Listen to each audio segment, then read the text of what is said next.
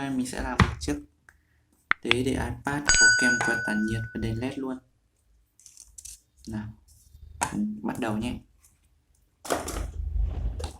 Đầu tiên là những thứ cần thiết: một quạt tản nhiệt 12V, kiếm ở chỗ đồ cũ rất nhiều. Thứ hai là cao su làm chân đế. Thứ ba là nguồn 12V. Và cuối cùng là bóng đèn, điện trở và công tắc.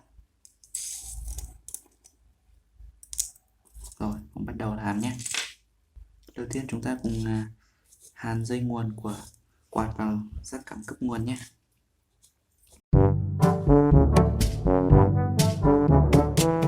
Thường thường thì dây cấp nguồn có 3 dây thì chúng ta chỉ dùng 2 dây cấp nguồn chính thôi.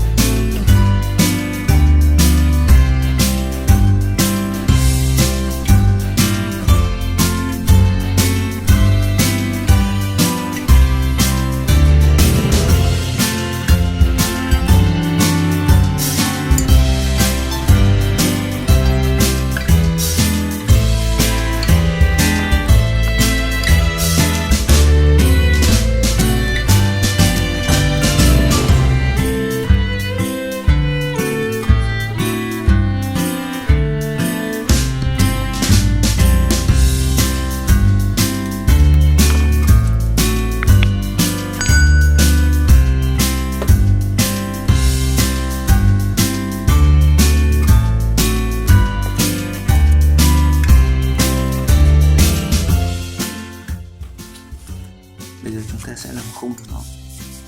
Bạn nào muốn cao thì để cao như này, bạn nào muốn nằm nghiêng như này thì nằm nghiêng như này.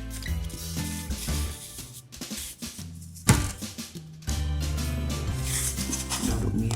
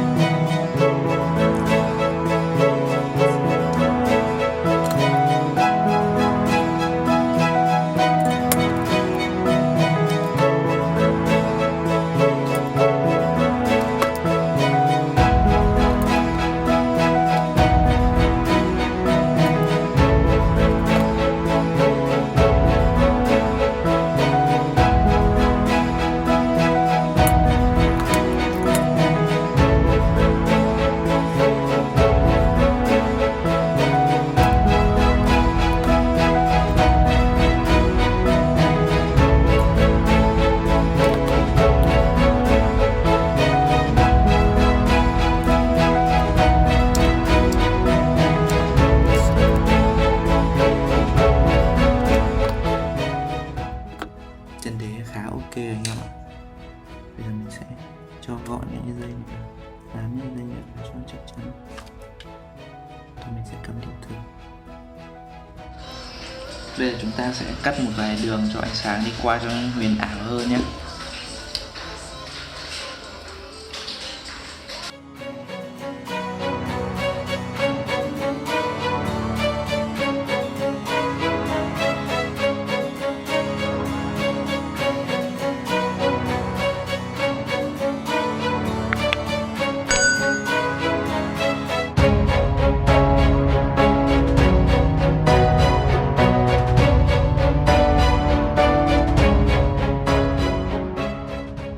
Bây giờ mình sẽ dùng nguồn 12V 2A để cấp nguồn cho cái đế này.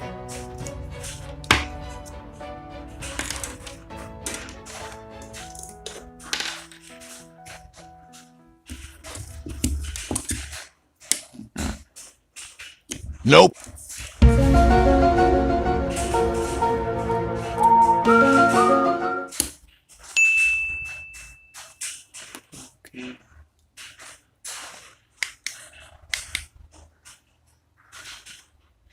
Tắt bếp đi.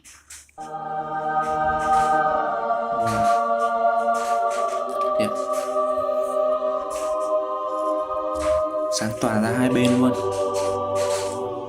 tỏa ra đằng sau luôn.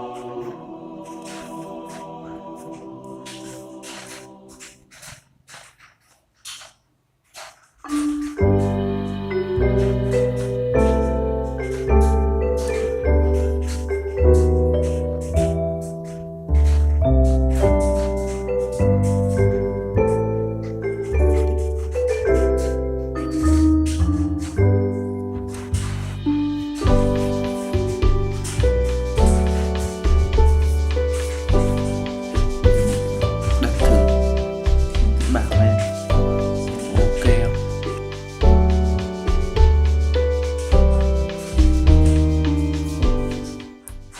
Ok ạ, rất là chắc chắn lắm.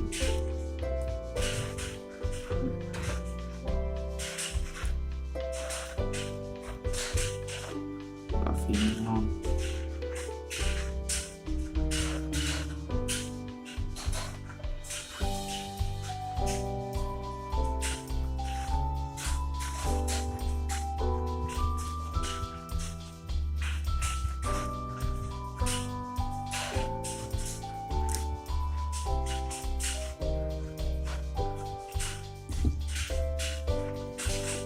Xin cảm ơn các bạn nhé.